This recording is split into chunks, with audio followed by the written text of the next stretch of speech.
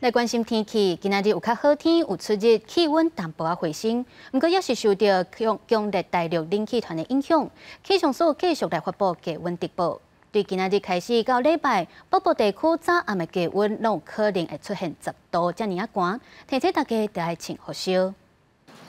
台北市拜五早起有小可回温，天气舒适，但是这波强烈大陆冷气团的影响也未结束。中央气象署继续发布低温特报，拜五、拜六、礼拜暗时到透早，可能会出现10度这款寒流等级的低温。是今天晚上到明天的清晨，以及明天的晚上到后天的清晨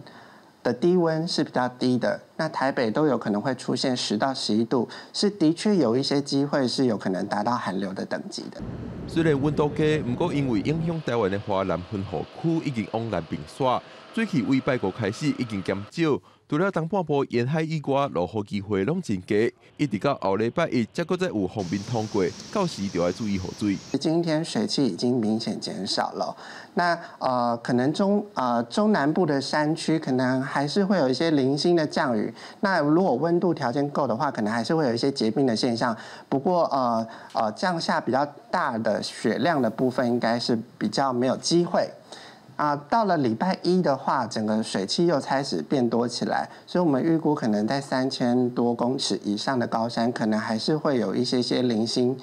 降雪的状况。不过因为这一波的温度稍微有些不够气象署表示，后礼拜一到后礼拜三会搁再有后一波冷空气影响台湾，估计台北地区上寒14度，南部地区上寒17度，华东地区上寒16度。气象署提醒民众，即阵气温变化大，提醒民众要注意天气变化，做好准备。